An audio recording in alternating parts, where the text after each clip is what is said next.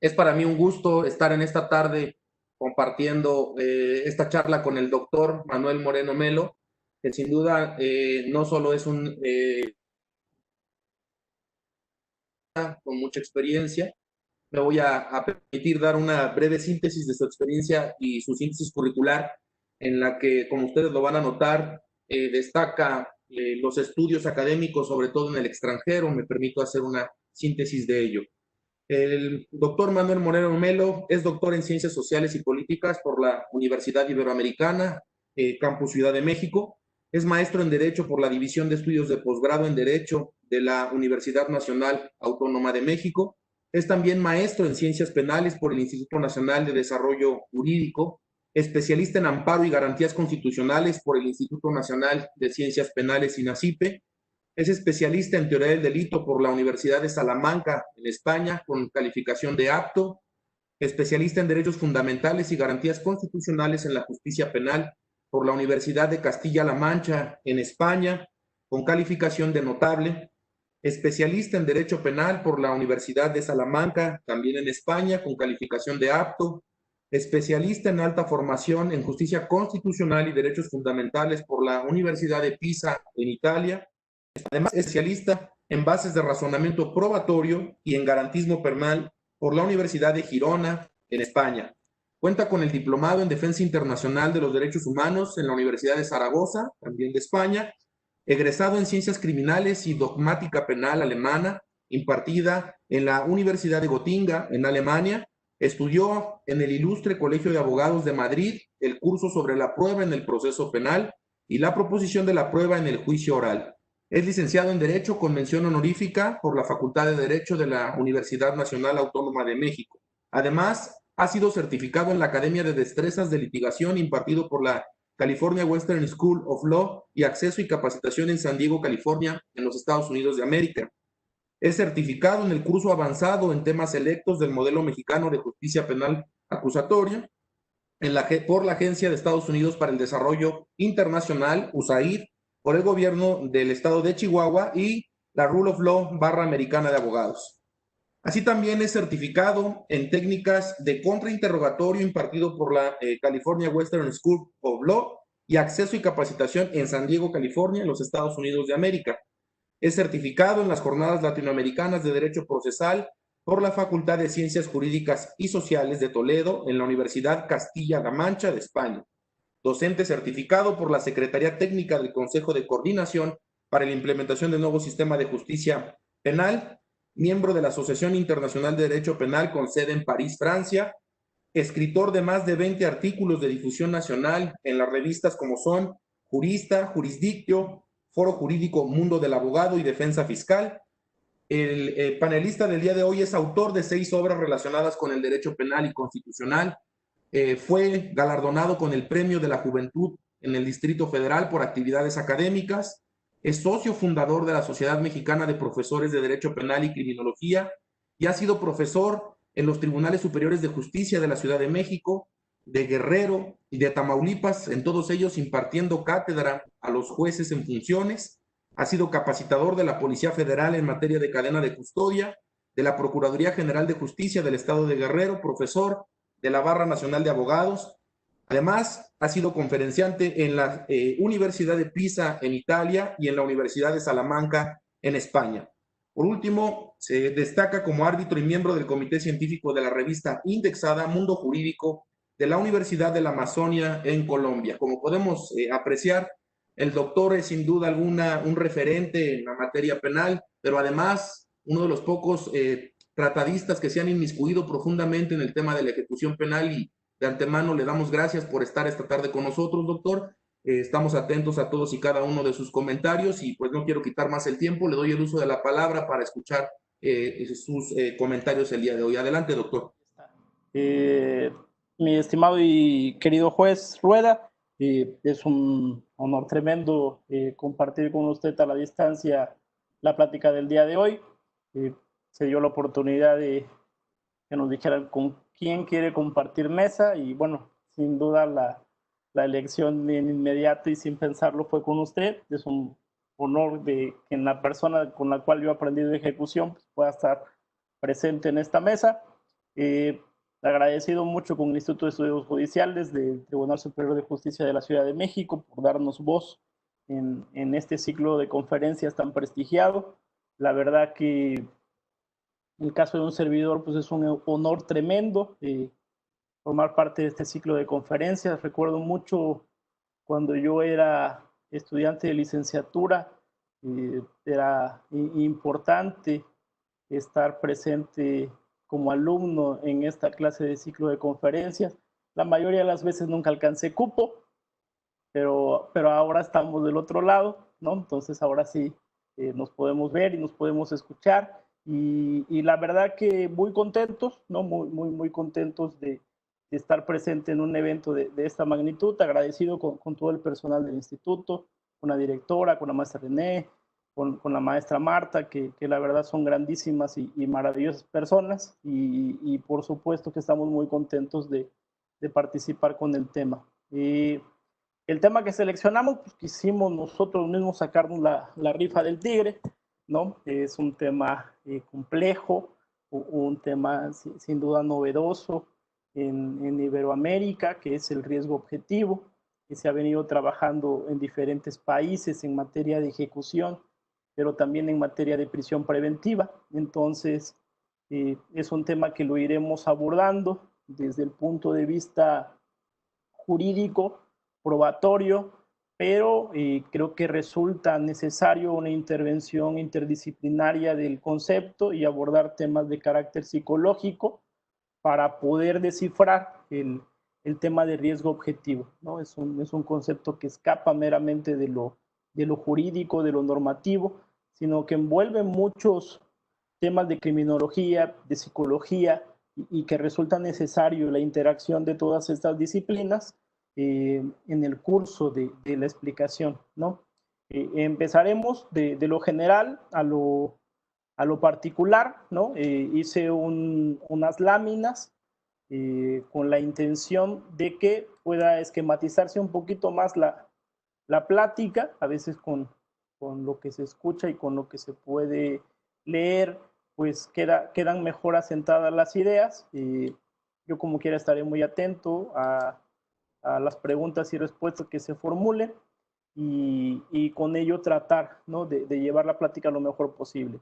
Bueno, pues comenzamos con la primera lámina de riesgo objetivo, ¿no? Si podemos pasar la siguiente, sería, tenemos un procedimiento jurisdiccional de ejecución que lo desarrolla el artículo 120 de la ley de la materia y que nos da básicamente dos características, que es ser adversarial y ser oral.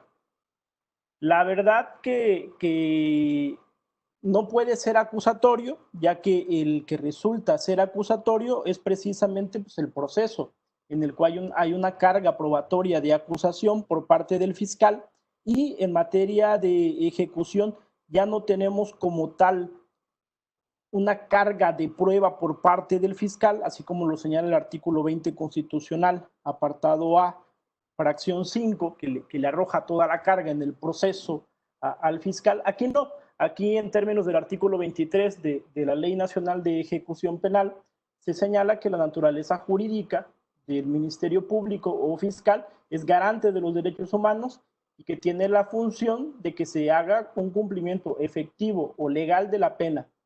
Esto nos habla de dos características. Primero, que sea adversarial implica un plano de igualdad entre las partes.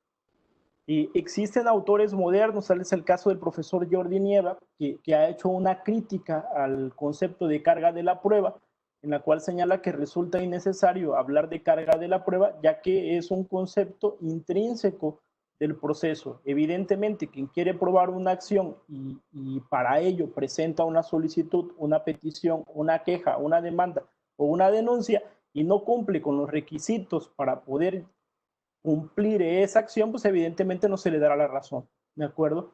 Y en el caso del procedimiento jurisdiccional de ejecución, la mayoría de los planteamientos lo realizará la defensa en gran medida, sobre todo hablando en materia de beneficios, pues es evidente que quien tiene que acreditar los requisitos para que se pueda llevar a cabo la obtención de un beneficio, pues es el solicitante y que generalmente pues será la defensa, ¿no?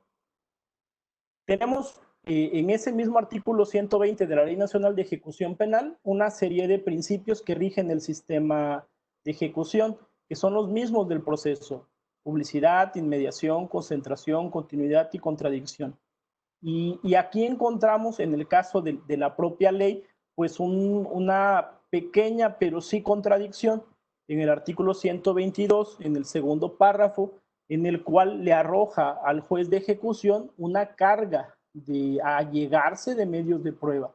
Entonces, estas pruebas que le pudiéramos denominar, como antes era señalado, como pruebas para mejor proveer, pues resulta evidente que no hay una contradicción absoluta, sino que habrá casos en los cuales, sobre todo en materia de derechos fundamentales, que la ley facultaría al juez de ejecución de intervenir activamente, lo cual te deja ver que el procedimiento jurisdiccional de ejecución es sui generis.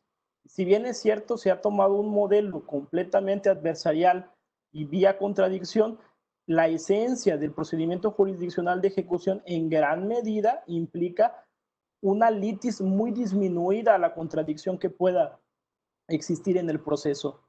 En el caso del procedimiento jurisdiccional de ejecución, un juez conoce exclusivamente de controversias. ¿Qué controversias? Las que señala el artículo 116 de la Ley Nacional de Ejecución Penal, relativas al plan de actividades, a condiciones de internamiento, a derechos de terceros, a modificación, duración y extensión de pena, que es ahí en esa fracción 4 del artículo 116, en donde encuentran cabida los beneficios, en tanto tiene que ver con la modificación de penas, y como quinta controversia, todo lo relativo a la modificación y extinción de medidas de seguridad. Con esto, pudiéramos decir que el procedimiento jurisdiccional de ejecución conoce de controversias, litis. Generalmente serán presentadas por la parte de la defensa. No queda muy claro en la propia ley, en el caso del artículo 156, 163, en lo relativo a la solicitud de reparación del daño, si la solicitud de liquidación de reparación del daño se ajusta también al modelo jurisdiccional de ejecución, ¿no? Bajo ese orden de ideas, debemos distinguir que la Ley Nacional de Ejecución habla básicamente de dos tipos de procedimiento: el procedimiento administrativo, marcado en el artículo 107, del cual que conoce la autoridad administrativa y es focalizado, solamente conoce de condiciones de internamiento; y el procedimiento jurisdiccional de ejecución, que tiene más competencia, conoce de más temas, el juez de ejecución, ¿no? Bajo ese orden de ideas, si podemos pasar a la siguiente lámina,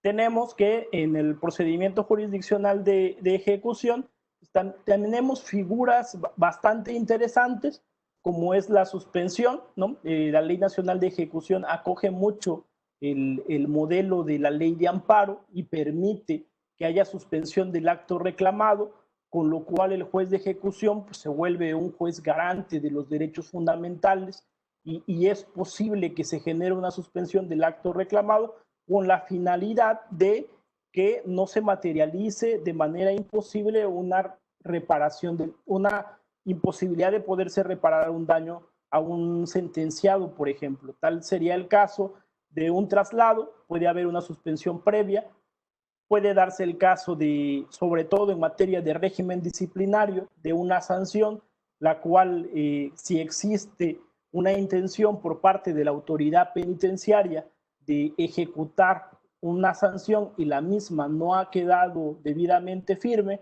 pues es materia de suspensión también en el procedimiento jurisdiccional de ejecución. ¿Para qué? Para que no se lleve a cabo de manera irreparable una consumación del acto reclamado. Pasamos dos láminas, si me ayudan a pasar dos láminas, pasamos a la siguiente. Y entrando a materia, porque el tiempo nos puede ganar y no quiero que el tiempo nos gane sobre el tema principal, tenemos dos grandísimos beneficios: la libertad condicionada y la libertad anticipada. Existen más beneficios que señala la propia ley, Tenemos las preliberaciones por política criminal, tenemos las liberaciones por permiso humanitario del 145, tenemos la modificación y sustitución de penas, sobre todo tratándose de grupos vulnerables, y tenemos demás sustitutivos en los cuales entra de complemento el Código Penal. Pero para efecto del tema que vamos a trabajar el día de hoy, existe dos grandes beneficios, que es la libertad condicionada y la libertad anticipada. La libertad condicionada encuentra su primer precepto de regulación en el artículo 136 y los requisitos en el artículo 137. Y en el caso de la libertad anticipada encontramos tanto sus efectos como sus requisitos en el artículo 141 de la Ley Nacional de Ejecución Penal. En el caso de la libertad condicionada, implica la liberación de una persona cumpliéndose un determinado porcentaje de la pena. En el caso de delitos culposos no se halla una fracción que haga referencia a la compurga mínima que debe tener una persona, por lo que se entiende que no hay un tiempo mínimo de compurga, en tanto se encuentren satisfechos todos los demás requisitos, como es el caso de el cumplimiento efectivo del plan de actividades. Eso quiere decir que yo puedo solicitar una libertad condicionada tratándose de un delito culposo si cumplo con todos los requisitos que señala ese numeral, sin que haya un porcentaje mínimo de compurga. En el caso del delito doloso, sí exige para una libertad condicionada un tiempo mínimo de compurga, que es el 50%.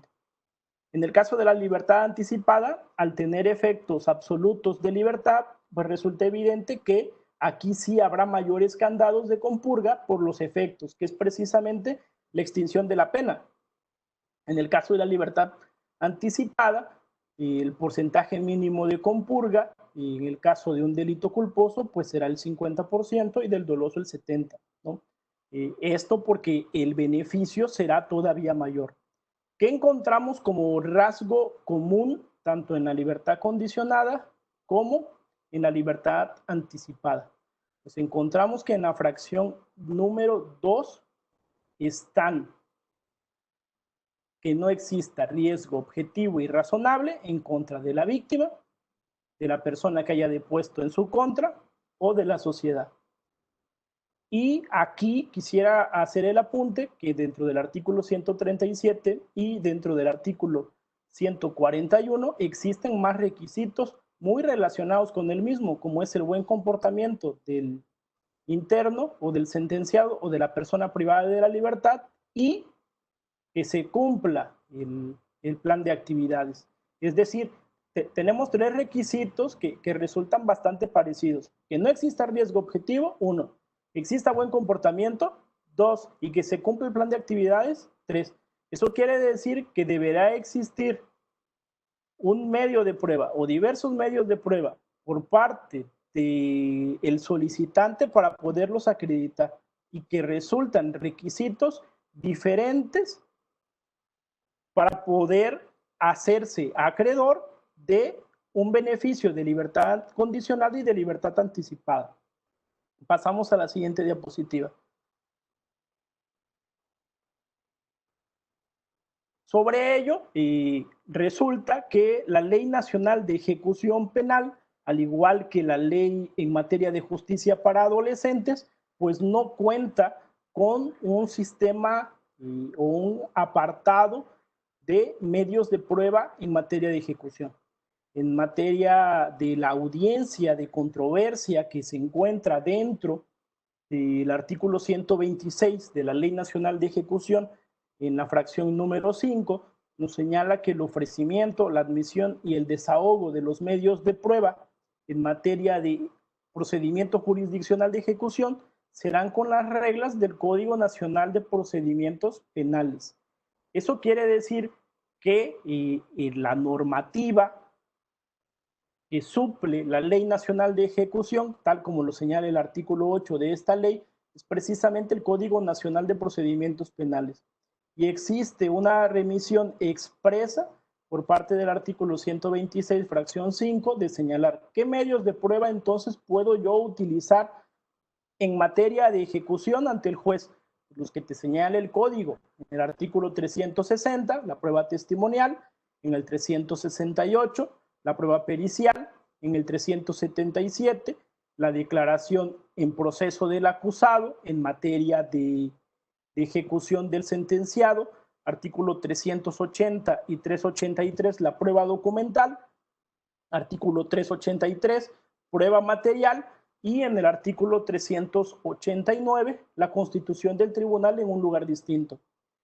Eso quiere decir que tenemos un abanico en gran medida cerrado de medios de prueba. Es difícil encontrar medios de prueba diferentes a los señalados en el código. Eso quiere decir que yo, para acreditar los requisitos para obtener un beneficio de libertad condicionada o de libertad anticipada, salvo que haya un acuerdo probatorio de una determinada fracción, pues entonces tengo yo que hacerlo por medio de los medios de prueba que señala el Código Nacional de Procedimientos Penales. Y esa es la regla para poderlo hacer. Y bajo ese orden de ideas, aquí trato yo de dejar ver entonces cómo puedo acreditar que ya no hay como defensa un riesgo objetivo de que el sentenciado vaya a causar un daño en contra de la víctima, testigos o sociedad, pues con los medios de prueba que señala el código. Carga probatoria. En materia de carga probatoria, aquí es importante, no, es importante señalar que te señala el artículo 137 y 141. Tú quieres un beneficio, tienes que acreditar que se cumplan todos los siguientes requisitos. Y entonces, un juez de ejecución, al momento de hacer el análisis en esa resolución para saber si otorga o no un beneficio de libertad condicionada o de libertad anticipada, ¿qué tiene que verificar? Pues con una especie de lista que exista medio de prueba suficiente para poder tener acreditada cada una de las 7 fracciones que señala cualquiera de los numerales. Eso implica una labor del defensor de poderlo acreditar. ¿Por qué señalo esto? ¿Qué pasaría si en un proceso, ya en la audiencia de juicio, el fiscal acredita tipicidad objetiva, elementos normativos, pero no acredita ni el dolo ni la culpa? Se pasa a la antijuridicidad, se pasa a la culpabilidad. Y el defensor no alega que el fiscal no acredita ni dolo ni culpa. El fiscal acredita todos los elementos, pero le faltó acreditar de manera precisa el dolo y la culpa. Y entonces, al no haber alegación de defensa, ¿qué tendría que hacer un juez? En tanto la carga de la prueba le toca al fiscal de acreditar en plenitud todos los elementos del delito, pues tendría que resolver una sentencia absolutoria por falta de elementos del tipo, como lo señala el artículo 405, fracción 1 del Código Nacional de Procedimientos Penales. Bajo ese orden de ideas, si un juez de ejecución entra a una audiencia de beneficio de libertad condicionada o anticipada y existe un mero alegato del defensor de decir, su señoría, el sentenciado no genera riesgo en contra de la víctima, ofendido, sociedad o de los testigos que depusieron en su contra, y el fiscal no alega nada, es probable incluso que el asesor jurídico o la víctima no se encuentren presentes, el juez de ejecución, ¿qué tendría que hacer? ¿Dejarlo en libertad? Porque no existe un debate en torno a que no hay riesgo objetivo. No, el juez de ejecución tiene que realizar un análisis de decir, podrás haber acreditado todos los demás requisitos, pero en tanto no me acreditaste la fracción 2, que ya no hay un riesgo objetivo, pues es evidente que no cumples todas tus requisitos para que se pueda ser acreedor del beneficio de libertad anticipada o libertad condicionada. Vemos que va a ser complicado Si el concepto ya es abstracto, pues evidentemente será complicado el saber cuáles serán los medios de prueba idóneos para poder establecer si hay o no hay un riesgo objetivo. En materia de carga de la prueba, tenemos una teoría sudamericana que ha sido criticada en Europa.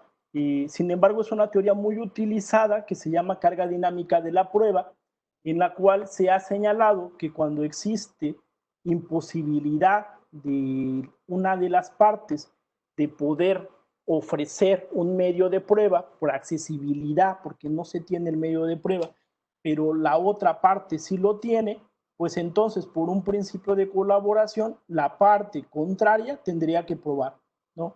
Es un tema que no da el tiempo para poderlo explicar, pero que resultaría bastante útil cuando existe una intención de la defensa de poder acreditar que no hay riesgo objetivo, pero que el medio de prueba idóneo no lo tiene él. Y entonces tendría que trasladarse la prueba a una de las otras partes, preferentemente al Ministerio Público. Pasamos a la siguiente lámina. Bueno, vamos entrando en materia de riesgo objetivo y razonable. Aquí debemos señalar en un primer momento es de qué estamos hablando en la fracción 2, que nos señala que no exista riesgo objetivo y razonable. Primero, y evidentemente las críticas que se han generado en el ámbito, en el foro de materia de ejecución es, se trata de un hecho negativo, se trata de un hecho futuro. Y la teoría de la prueba y los principios de la prueba te dicen que los hechos negativos y los hechos futuros pues no son materia de prueba. Aquí es importante resaltar que es evidente que será difícil poder señalar con absoluta certeza si una persona representa o no un riesgo en el externamiento. Siempre existirá un margen de error para poder señalar si hay o no ese riesgo objetivo. Importante aquí, que lo vamos a ver en una lámina un poco posterior, pero es importante resaltar que ya no estamos hablando de peligrosidad o de la personalidad del sentenciado. Esos conceptos han sido modificados por el legislador y ahorita estamos hablando de riesgo objetivo. ¿Qué entendemos por un riesgo? Bueno, lo que entendemos por riesgo es un peligro que acontece con una cierta probabilidad en el futuro, del cual no comprendemos todas sus causas y estas no se pueden controlar de forma absoluta, ¿de acuerdo? Y pasamos a la siguiente diapositiva. Aquí vamos a entrar a la materia principal, ¿no? Diríamos, primero que nada, el concepto de riesgo tiene íntima relación con violencia. ¿Por qué una persona no puede salir? Porque no va a generar violencia de forma particular en el externamiento. Bajo ese orden de ideas, lo que ha resultado complicado en el mundo jurídico, en el mundo criminológico, es conceptualizar el término de violencia. Y en una sociedad actual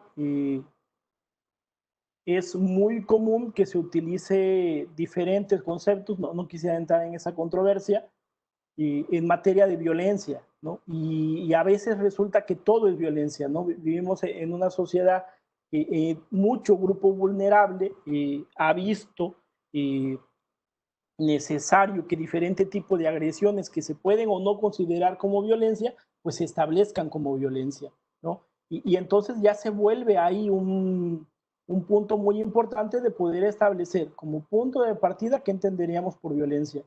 Y aquí la verdad que estoy tratando de ir acomodando las ideas. Dos conceptos que son diferentes, peligrosidad y riesgo. En el caso de la peligrosidad, como todos los que nos están escuchando lo recuerdan, la peligrosidad viene mucho de una escuela de criminología de Lombroso y en particular de Garófalo, cuando hablaba de temibilidad, ¿no? Era un término más, más jurídico, ¿no? Al igual que con Fermi, un poquito más sociológico, pero en el caso de Garófalo hablaba de temibilidad, ¿no? Como aquellos factores físicos, psicológicos, en el caso de Lombroso incluso hasta genéticos, de una persona que eso hacía probable la comisión de un delito, ¿no? Y en el ámbito de la jurisprudencia mexicana, pues hemos visto que la Corte ha generado una serie de criterios, tal es el caso de la jurisprudencia en la cual hace referencia del derecho penal del acto y derecho penal del autor, y en el cual ha señalado que los conceptos de peligroso, en el cual se veía a un sentenciado o a un procesado como enfermo, pues son conceptos completamente superados. En el ámbito de ejecución, pues resulta que el paso se ha dado y se ha abandonado el concepto de peligroso por riesgo objetivo. Y entonces aquí diríamos, entonces yo que tengo que acreditar en un beneficio, pues que no existe o que existe mínimamente una probabilidad futura para realizar un comportamiento violento en el externamiento de manera concreta y específica. ¿A qué me refiero yo? O sea, ¿por qué muchas veces a una persona se le decía en un estudio de personalidad prisión preventiva? O que una persona en un estudio de personalidad o peligrosidad se dijera, usted no sale porque sigue siendo peligroso. ¿Peligroso en torno a qué? Esa es la pregunta. ¿Peligroso a qué? ¿Para qué? En el caso del riesgo, se analiza de manera concreta el tipo de delito para poder establecer si siguen vigentes o no los factores de riesgo. Si los factores de riesgo siguen vigentes tal cual fue sentenciado, se tiene que hacer una gestión del riesgo. Aquí vamos. Si una persona está sentenciada, ejemplo, ¿no? Por un abuso sexual, yo tengo que ver de manera específica que esa persona no vuelva a delinquir, que no vuelva a delinquir principalmente en materia de otro abuso sexual. No puede ser un estudio genérico, abstracto, de decir usted es peligroso y no va a salir. Diferente el caso de una tentativa de homicidio. En el caso de la tentativa de homicidio, es usted representa o no un riesgo para quién, para toda la sociedad, para los testigos que depusieron en su contra. En el caso de la tentativa de homicidio, preferentemente será, ya no genera un riesgo en contra de la persona con la cual usted tuvo un problema al momento de llevarse a cabo el procedimiento penal que dio lugar a la ejecución. Es decir, dependiendo el tipo de delito, será la representación del riesgo que se genere. El riesgo no puede ser abstracto, no puede ser general. Eso quiere decir que para poder yo decir, pongo un ejemplo, un delito de robo de una persona que se dedica al robo de transporte urbano. ¿Qué riesgo es el que me interesaría que no sigan vigentes los factores de que esta persona en el externamiento no vuelva a cometer ese mismo delito? Un delito de que un vecino derivado de un pleito entre vecinos tiene un conflicto, se pelean y le genera lesiones. Pues entonces el factor riesgo sería de manera concreta y objetiva con la persona con la cual tuvo un episodio de violencia. Eso quiere decir que el riesgo dependerá del tipo de delito por el cual la persona se encuentra sujeto al procedimiento de ejecución. Y por ello, y aquí que tenemos la fortuna de escuchar al juez Rueda, pues la pregunta sería, y entonces, ¿qué tengo yo que identificar para saber si hay o no condiciones de poder liberar a una persona? aquí la pregunta se vuelve entonces es, ¿qué quiero predecir? O sea, si una persona es agresiva, eso por sí mismo ya lo hace que no sea un candidato para salir. Que una persona sea impulsiva, eso ya lo hace un candidato que no vaya a salir de prisión. Pues no, o sea, son circunstancias personales que no necesariamente lo llevarán a cabo para una comisión de un delito posterior. Son circunstancias de carácter personal, de comportamiento de carácter, que pueden ser factores de riesgo, sí, dependiendo del tipo de delito por el cual se encuentra en el procedimiento de ejecución. En el caso de los jueces, tienen una enorme responsabilidad de no generar falsos. ¿Cuáles son los falsos que se pueden generar aquí? Bueno, pues tenemos dos tipos de falsos, un falso negativo y un falso positivo. ¿Qué es un falso negativo? Es cuando el juez rechaza que una persona tenga factor de violencia, que tenga factor de riesgo y lo libera, y en la liberación reincide, ¿no? Y ha sido un caso bastante polémico en los últimos años. Pero también puede ser un falso positivo, que el juez diga, usted sigue, usted ya tiene presencia de riesgo y resulta que ya no tenía presencia de riesgo y que la persona está indebidamente dentro de la prisión, ¿no? Y es tan grande el falso negativo como el falso positivo. ¿Y por qué se pueden generar falsos negativos o falsos positivos para un juzgador? Pues principalmente porque no tenemos qué vamos a predecir, ¿no? O sea, no sabemos de manera concreta cuáles son los factores de riesgo que yo como juez tengo que detectar para poder establecer si hay o no un riesgo objetivo.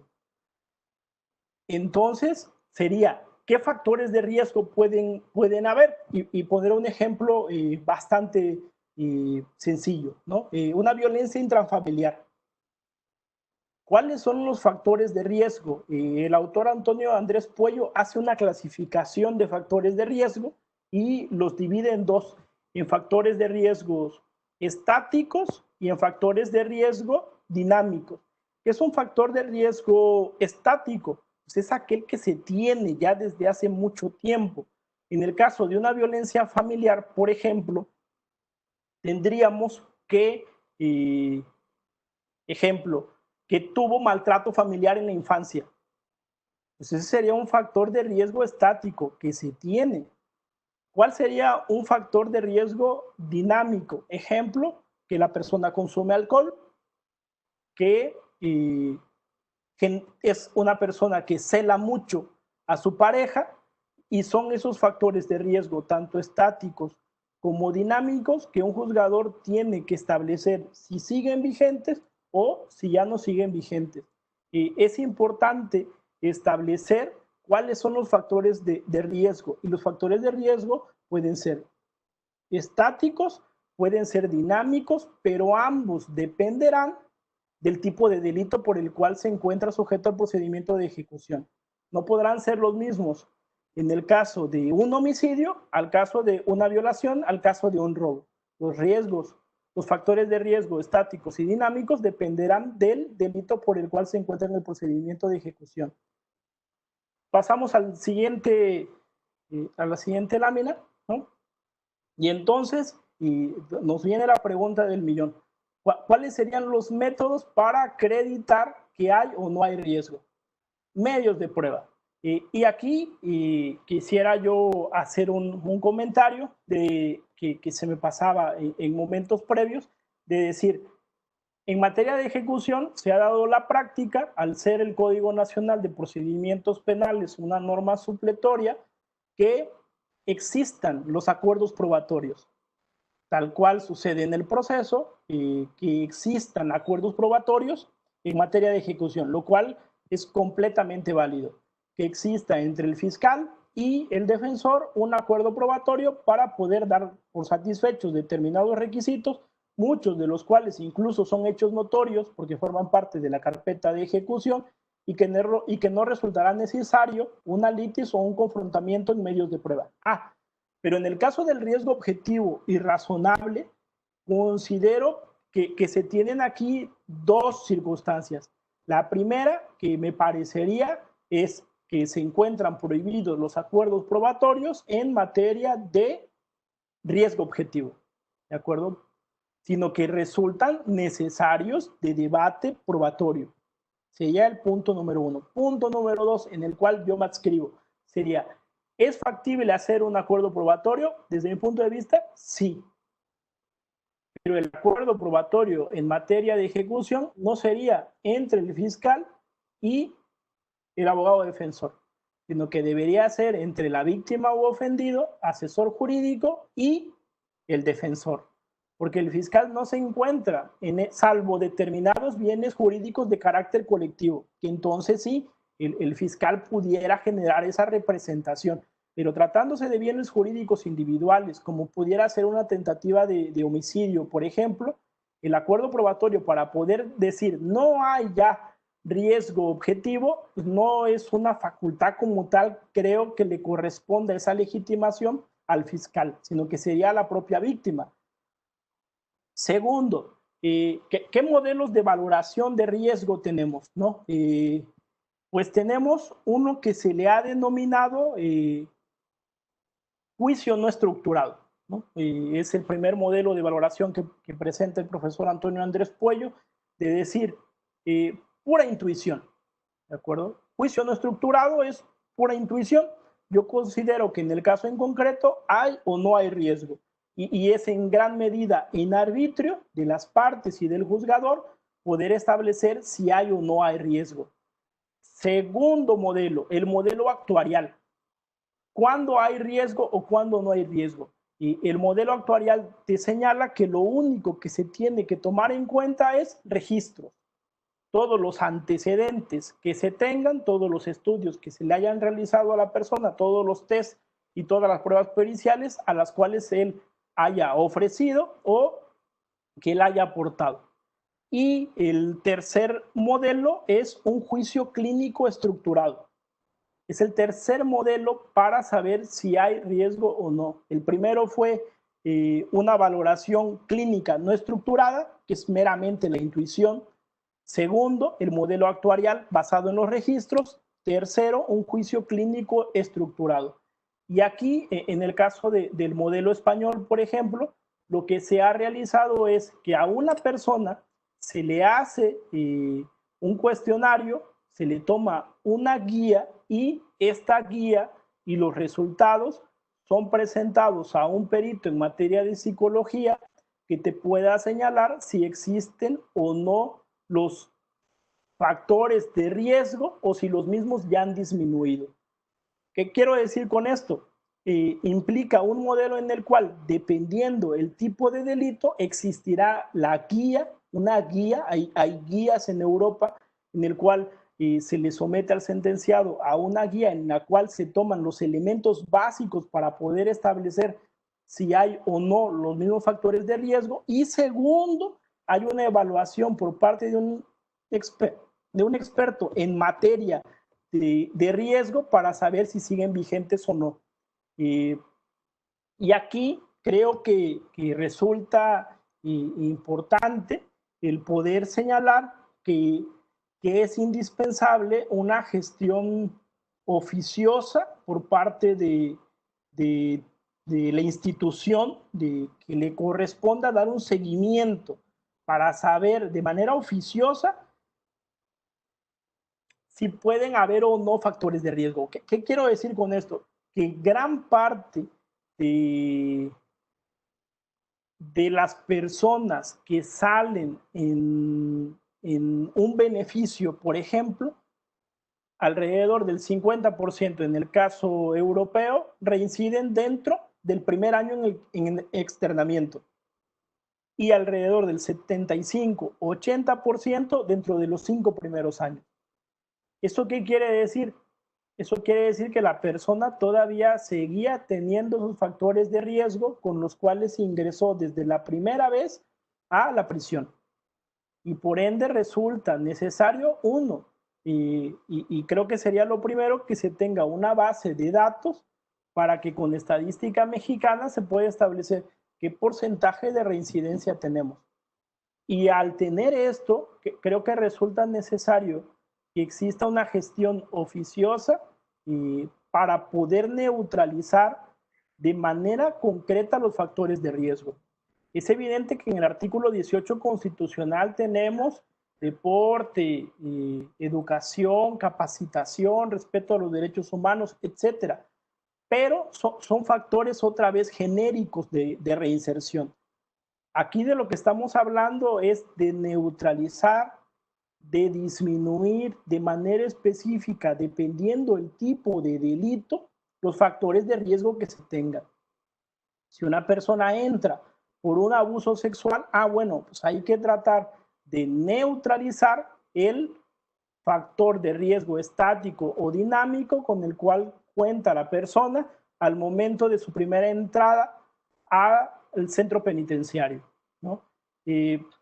Hago el resumen de esta plática para efecto meramente didáctico y diríamos, ¿no? Tenemos un procedimiento jurisdiccional de ejecución que tiene dos grandes características: ser adversarial y ser oral. Estoy en la segunda diapositiva, en la segunda lámina de la diapositiva. Tenemos un procedimiento que es adversarial y que es oral. Al ser adversarial, existe igualdad de partes y por ende a cada una de las partes promoventes en materia de ejecución les corresponde probar su acción. Segundo, existen los 5 principios tradicionales del proceso aplicables al procedimiento de ejecución: publicidad, inmediación, concentración, continuidad, contradicción. Tercero, las etapas del procedimiento jurisdiccional de ejecución son básicamente 2: escrita, y todo se materializa en la audiencia de controversia del artículo 126 de la Ley Nacional de Ejecución. Continuamos en la siguiente lámina. Existen excepciones al principio de contradicción en el caso del artículo 122, segundo párrafo, que le señala al juez esa posibilidad, y creo que en materia de riesgo objetivo la debería tener, en materia de poder establecer medios de prueba para poder señalar si se encuentran o no satisfechos de que hay o no hay un riesgo objetivo en contra de la víctima, sociedad o persona que haya depuesto en contra del sentenciado. Siguiente lámina. Tenemos dos grandísimos requisitos, bastante parecidos en cuanto a requisitos, que es la libertad condicionada y la libertad anticipada. Ambos, en la fracción 2, señala que dentro de los requisitos se encuentra que no existe ese riesgo objetivo. Diferente al buen comportamiento. Eso quiere decir que si una persona dice, es que no he sido amonestado y nunca sancionado, y por ende no tengo ningún riesgo objetivo en contra de las personas antes señaladas, pues no. Esta situación en concreto te sirve para satisfacer otra fracción que será probablemente buen comportamiento, pero no así para señalar que no representas un riesgo objetivo en tu libertad en contra de la víctima, la sociedad o persona que haya depuesto en su contra. Siguiente. Los medios de prueba para poder acreditar cada una de esas causales, pues es la testimonial, la pericial, la declaración del sentenciado, la documental, la material y la constitución del tribunal en un lugar distinto. La carga de la prueba la tiene el solicitante, en este caso la defensa. Y desde nuestro punto de vista, si el juzgador a falta de debate no puede señalar que se encuentra satisfecho la fracción 2. A falta de debate y a falta de prueba quiere decir que no se encuentra satisfecha la fracción 2, porque de lo contrario tendríamos un gravísimo riesgo de que todas las personas que alcancen este beneficio, un juez no verifique si realmente implica un riesgo o no su liberación. Siguiente. Bajo ese orden de ideas, lo que buscamos es, entonces, el riesgo es la probabilidad concreta de realizar un delito y probablemente el mismo delito que le dio lugar al procedimiento penal. Es decir, si una persona está privada de la libertad por un delito de robo, pues lo que me interesa como factores de riesgo es que en libertad no realice otra vez el mismo delito. Si se trata de una tentativa de homicidio, pues es evidente que el riesgo objetivo es en concreto de esa persona con la cual tuvo ese episodio de violencia. Lo que se ha buscado, si se fijan, es identificar factores de riesgo que vayan más allá de la condición personal del sentenciado. No es por su carácter, no es porque es impulsivo, porque es agresivo, porque es distraído, ¿no? No va por ahí, sino que va por factores de riesgo que tiene a veces guardan una cierta relación con circunstancias personales, pero lo que se castiga no es la personalidad, sino el factor de riesgo que puede generarse. Siguiente. Bajo ese orden de ideas, pues vemos dos conceptos diferentes. Peligrosidad, que la jurisprudencia mexicana la ha prohibido como ese derecho penal del autor, versus riesgo, que es un concepto moderno en el cual es esa probabilidad futura de realizarse un determinado delito y que en caso de que los factores de riesgo sigan plena y completos como la primera vez, pues se tiene que hacer una gestión del riesgo. Los factores de riesgo, hemos comentado que siguiendo al autor Antonio Andrés Puello, pues son básicamente dos, estáticos y dinámicos. Estáticos, aquellos factores de riesgo que tienen ya mucho tiempo, dinámicos, que son de manera muy reciente y que desembocan en el primer delito que cometió. Siguiente y última diapositiva. Bajo ese orden de ideas, los métodos de acreditación, pues diríamos, en México todavía no tenemos estas guías de forma particular sobre determinados delitos, que sería el modelo de valoración de juicio clínico estructurado. Sería muy bueno que las instituciones de impartición de justicia o de procuración de justicia pudieran empezar a trabajar guías, porque no son formatos, son guías en las cuales un experto tenga pautas básicas y elementales para poder establecer si hay o no factores de riesgo estáticos o dinámicos.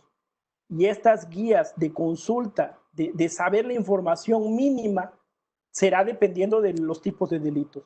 Es decir, hay que tener una guía de delitos patrimoniales, de sexuales o de otro tipo. Y entonces, que una persona sentenciada se le pueda hacer este examen, estas pruebas y que sean evaluadas por un perito, pero dependiendo del tipo de delito, porque el riesgo es concreto, no es abstracto. Y sería muy bueno que en esa gestión oficiosa pues se tengan las estadísticas plenas que nos permitan poder establecer esas tablas de reincidencia, y lo cual demostraría completamente seguro que existe una enorme tasa de reincidencia. ¿Por qué? Porque se dan falsos negativos en el sentido de que se piensa de que ya no hay un factor de violencia y resulta que en el externamiento sí lo hay. Evidentemente no se puede ser un adivino y decir completamente y al 100% la persona que salga nunca va a cometer un delito. Es imposible porque la vida en el externamiento es completamente contingente, pero que sí se tengan ciertas bases sólidas, no intuitivas, para que un juzgador pueda deliberar de manera objetiva y razonable si existe o no un riesgo en el momento presente de esa persona. No se trata de a futuro, no, que en el presente la persona no tiene factores de riesgo que puedan en el futuro generar un delito. Y hasta ahí cumplo el tiempo y estaré pues bastante entusiasmado de escuchar sus preguntas y los comentarios en torno a este muy bonito tema, pero muy complejo también. Bien, doctor, pues de antemano muchas gracias, como siempre, y para todo el público. El doctor Moreno Melo es una garantía de profundidad en los comentarios que nos acaba de hacer. Se abren muchas respuestas, pero también muchas más interrogantes. Hay demasiadas preguntas, mi querido doctor, Bien. y eso es lógico. El tema y su brillante exposición pues dan pauta precisamente a esto. Voy a permitirme hacer algunas de ellas para que si nos puede apoyar dando respuesta. En relación a el tema de la carga dinámica que usted manejaba hace unos instantes, una persona, el licenciado Juan Antonio Godínez, nos pregunta, ¿nos puede explicar la carga dinámica? Esto ya evidentemente quedó explicado, pero ¿y si ello implica que por reversibilidad al sentenciado le competa solicitar el beneficio y al Ministerio Público probarlo. Esta pregunta está encaminada, doctor, al tema del hecho negativo. Si va redactado en forma negativa, ¿por qué es que el sentenciado tendría que probarlo? Si nos puede dar respuesta, doctor, se lo agradecemos. Sí, muy buena pregunta y aquí faltaba hacerlo durante la exposición. Y si ustedes van al semanario del Poder Judicial de la Federación, ya van a encontrar tesis en materia de carga dinámica de la prueba. En materia de proceso penal, es evidentemente que no es permisible la carga dinámica de la prueba, porque el fiscal nunca va a poder trasladar a cualquiera de las otras partes la carga que por constitución le toca hacer. Pero en el caso del procedimiento de ejecución sí es diferente, porque el sistema es adversarial y porque el fiscal ya no es un órgano acusador, sino un órgano garante. Y pongo un caso de manera muy concreta. Imagínense que la víctima nada más quiere hablar con el fiscal o ministerio público, no quiere platicar con la defensa. Y se trata de un delito de amenazas o un delito de tentativa. Y dice, yo con él ya no quiero hablar. ¿Qué sería lo correcto en este caso? Pues que la parte que le es accesible probar este único elemento ante la imposibilidad de la defensa de poderlo acreditar, que el órgano jurisdiccional pueda trasladar esa carga de la prueba. Siempre existirá la obligación de la defensa de acreditar que no hay riesgo objetivo, pero en el caso específico de que haya una imposibilidad y que una de las partes tenga accesible ese medio de prueba, pues por un principio de colaboración que en materia de ejecución es bastante factible, sea esa parte el caso del fiscal que lo presente ante el órgano jurisdiccional. Y la carga dinámica de la prueba es una manera de premiar la lealtad en el proceso, tiene muchas críticas, tiene muchas críticas esta teoría en particular en la Universidad de Girona, pero es una teoría que en la práctica, en materia de ejecución, pues resulta bastante útil. Excelente, doctor. Muchas gracias por su respuesta a esta pregunta. Le voy a realizar otra pregunta que no está acá en el chat, me la hicieron llegar vía correo electrónico. Se plantea que en el estado de Missouri, en la Unión Americana, por ley existe la obligación de un juez previo a conceder un mecanismo de libertad, como los que usted manejaba hace unos momentos, el ingresar la información de ese caso a un algoritmo, vamos, a una computadora, para que la computadora emita con base en una comparativa de casos que se han ya suscitado con anterioridad y emita una opinión sobre el riesgo que puede o no representar esa víctima, como usted ya lo dijo, a la víctima debe ser presente o actual. La pregunta es, ¿qué opinión le merece el conferir esta parte e incluso obligar al juzgador, en el caso de la Unión Americana, a tomar en cuenta esa opinión de carácter, pues lo podríamos decir, matemática o algorítmica? ¿Cuál sería su opinión, doctor, en relación con ello? Sí, claro, en los últimos años, tanto en Europa como en Estados Unidos, ha venido creciendo la influencia de la inteligencia artificial, tanto en materia de liberación en proceso como en materia de ejecución. Y existe en Estados Unidos un sistema que se llama sistema Compass. En el caso del sistema Compass es precisamente ese algoritmo. En Estados Unidos le da esa indicación al juzgador si la persona se encuentra o no en condiciones de enfrentar un proceso o no en libertad, ¿no?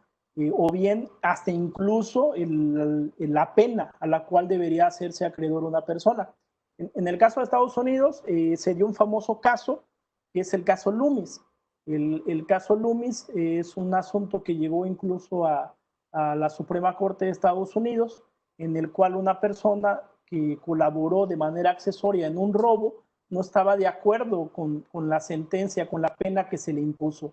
Y llevó al sistema Compass a refutar la aplicación del sistema Compass porque consideraba que era inconstitucional por proporcionalidad, porque no se sabía qué algoritmos habían sido insertados al programa para que él pudiese establecer, en este caso, la pena, y la Suprema Corte resolvió que el sistema Compass dará los resultados buenos o malos en un futuro y que no se encontraba ahorita en condiciones de poderlo establecer como bueno o como malo, ¿no? La inteligencia artificial cada vez será mejor. Aquí siempre el problema de la inteligencia artificial que trabaja con algoritmos será quién inserta los algoritmos, qué algoritmos inserta. Y esa no deja de ser una persona física y que probablemente también tenga sesgos. Entonces, se busca objetivizar la justicia vía inteligencia artificial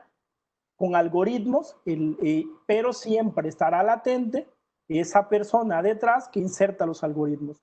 La inteligencia artificial serán pasos hacia adelante, pero como todo el avance tecnológico, pues será materia de mejoría en el futuro. Perfecto, doctor. Nuevamente, como siempre, nos agrada la información que usted nos proporciona, siempre actual. Una pregunta más, si nos lo permite. Sí. También vinculada, hace unos momentos se hablaba del tema de haber superado el aspecto de peligrosidad y trasladarlo ahora en la evolución del concepto hacia el riesgo objetivo. A lo largo de su ponencia nos pregunta una persona, se mencionaba el aspecto psicológico que es factor para el análisis de este riesgo objetivo. Y yo aquí le añado, si usted me lo permite, que al día de la fecha existe mucha doctrina, en mi opinión en ocasiones desafortunada, que pretende que los juzgadores excluyan el aspecto psicológico del análisis, por ejemplo, de este elemento, del riesgo objetivo. La pregunta que se realiza es: ¿qué materia considera usted que debe ser la expertise o el experto que debe pronunciarse en base a estas tablas que usted nos mencionaba en Europa, pero igual aterrizándolo en nuestro país? ¿Qué experto tendría que pronunciarse y darle esa opinión al juzgador para hablar de riesgo objetivo? ¿El psicólogo o un criminólogo, quizá un trabajador social? ¿Qué área usted considera que sería la idónea? Y vinculado con este tema es otra pregunta, pero bueno, la puedo mezclar o manejarla en el mismo momento. Eh, ¿Existe alguna obra o literatura en relación a el tema que nos acaba de platicar, el riesgo objetivo, que nos permita ayudar a su mejor comprensión, doctor? Sí. No, respondiendo en el orden, creo que tanto la materia de psicología como de criminología, incluso el trabajo social, corren de manera interdisciplinaria, incluso puede haber una unión multidisciplinaria para, para el tema. Aquí lo importante, creo que más allá de la formación de licencia, lo importante será la especialización en materia predictiva de factores de riesgo. Que la persona se encuentre en condiciones, una, de saber manejar las guías y dos, y creo que es lo más importante, de saber identificar los factores de riesgo dependiendo de cada tipo de delito. Y esto lo puede hacer en materia, tal es el caso de la criminología, pero también muchas veces se necesitará, ejemplo, en factores dinámicos, como es el caso del consumo de alcohol o celos, si los mismos generan realmente un riesgo para el tipo de delito por el cual se pueda generar. En cuanto a literatura, la verdad que yo les recomiendo mucho las publicaciones de Antonio Andrés Puello. Para mí es el profesor que lleva mano en el tema y que nos ha dado mucha luz. Yo tuve la oportunidad de verlo en enero en la Universidad de Salamanca y este tema de riesgo lo hemos traído todo el año, la verdad, ahí porque nos ha costado muchísimo poderlo clarificar. Estamos en el camino de hacerlo en México. En México no he encontrado conceptos de manera precisa sobre el tema y le preguntaba yo al profesor, en México tenemos una nueva ley nacional de ejecución penal y en estos dos artículos precisa lo siguiente. Y recuerdo que contesta la pregunta y felicita a la normativa mexicana por dar ese paso. Dice, lo que han hecho ustedes ha sido un paso notable de abandonar el concepto de peligrosidad para pasar al concepto de riesgo, ¿no? Ahora lo que nos toca a todos los que estamos relacionados con la materia de ejecución será precisar conceptos de riesgo, segundo, precisar factores de riesgo dependiendo cada tipo de delito y que las instituciones por su parte adopten un modelo, creo que el mejor modelo sería el juicio clínico estructurado y que se hagan guías para México, para México, atendiendo al tipo de delito, al tipo de situación política, social y cultural que se tiene en México, que evidentemente será diferente a España, y creo que serían los primeros pasos. Hay un artículo que se llama Predicción de la Violencia, se llama Predicción de la Violencia entre la peligrosidad y la valoración del riesgo de violencia. Predicción de la violencia entre la peligrosidad y la valoración del riesgo de violencia. Es un artículo del profesor que es brillantísimo y en el cual incluso llega a hacer unas tablas de factores estáticos y dinámicos de riesgo. Excelente, doctor. Muchas gracias por la recomendación. Hay muchísimas más preguntas. Obviamente, por cuestiones de tiempo, no vamos a poder planteárselas todas al doctor Moreno Melo. Voy a permitir hacer una última si nos da oportunidad de realizarla. Doctor, me temo que esta pregunta, no me temo, pero creo que es por parte de un señor juez, porque que está atento a lo que usted nos platicó el día de hoy. Se habla de que el riesgo objetivo no debe ser general, sino específico, porque además usted lo precisó, la propia ley especifica que debe ser ese riesgo orientado, ya sea por la característica de delito, el tema casuístico, ¿no? Cada caso en concreto, víctima, testigos vinculados a ese delito en concreto, más no un tema abstracto. La pregunta es, pues bueno, ¿cómo mitigar el efecto que usted nos mencionaba respecto de la reincidencia que manejaba en Europa? Casi doy por hecho que en nuestro país sería prácticamente el mismo, si no es que peor, ¿no? Lo digo con toda proporción guardada, pero el señor juez me cuestiona, ¿cómo podríamos mitigar el efecto social que tiene conceder un beneficio cuando la persona reincide, más no en contra de las personas en concreto? Es decir, en el caso se acreditó que ya no existía riesgo objetivo para la víctima y testigos, pero la persona aún así delinque. ¿Cómo mitigar el impacto social que tiene esa decisión judicial? Porque me comenta el señor juez, mediáticamente la respuesta sobre ese nuevo delito la tendrá que darse seguramente el Poder Judicial. ¿Qué opinión le merece este aspecto, doctor? Sí, claro, el propio profesor Antonio Andrés Puello hace una afirmación cuando conceptualiza riesgo y señala, es algo de lo cual no comprendemos todas sus causas y estas no se pueden controlar de forma absoluta. ¿Qué quiere decir esto? Pues que es evidente que un juez en un momento determinado tendrá bases suficientes para poder decir que la persona se encuentra en condiciones de poder salir y incurra en un falso negativo y que resulte que la persona reincide. Es evidente que un juzgador tendrá esa tasa de error, porque la hay, porque incluso una persona puede ser que en el externamiento genere nuevos factores de riesgo que le lleven a llevar a cabo ese delito o un delito diferente. Creo que serían situaciones también para analizar los famosos detonantes de la conducta delictiva, porque pueden ser que los mismos se encontraban ahí y que no se trabajó una gestión de riesgo durante el internamiento para poderlo disminuir, pero puede ser que, ejemplo, o comete un nuevo delito o que los factores que detonan la comisión del delito en el externamiento pues sean completamente diferentes y esos no dependen en absoluto de manera controlable por un órgano jurisdiccional al momento de resolver un beneficio, ¿no? Y creo que ahí sería muy bueno que ahora dentro del plan de actividades se tomen en cuenta precisamente estos factores de riesgo para que de manera individual o personal se pueda mitigar los factores estáticos y dinámicos para que la persona, al momento de pedir esta clase de beneficios, pues el juzgador tenga mejores bases para poderlo resolver.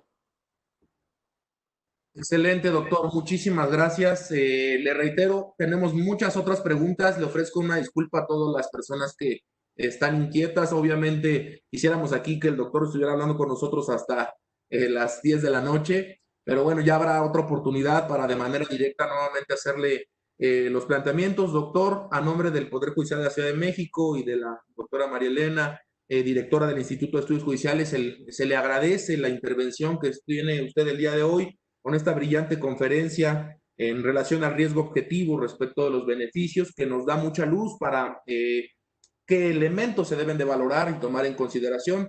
Esperemos que no sea, no sé si sea la primera, yo casi doy por hecho que no es la primera vez que viene usted aquí al tribunal, pero esperamos que en breve nuevamente tengamos oportunidad de escuchar todos esos comentarios tan brillantes, tan acertados y sobre todo tan fundados en estudio, que es lo que más nos ayuda a superar las problemáticas. Doctor, le agradezco mucho. De igual manera aprovecho para agradecerle a todas las personas que están conectadas, en el gran volumen de gente conectada, escuchando la participación del doctor. Sin demeritar al presente, la próxima semana se les hace la cordial invitación también, el día martes 11 de agosto a las 6 de la tarde, se va a llevar a cabo la conferencia a cargo del magistrado Alfredo René Uribe Manríquez.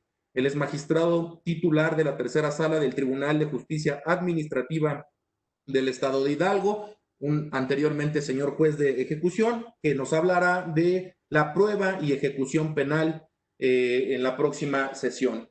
Pues nuevamente agradecerle a todos los intervinientes que hayan asistido a esta conferencia virtual y muy especialmente al doctor. Enhorabuena, doctor, muchas gracias por su plática y le damos la buena tarde. Que tenga usted muy buena tarde. Hasta luego. Hasta luego, mi estimado juez. Muchas gracias a todos. Buena tarde.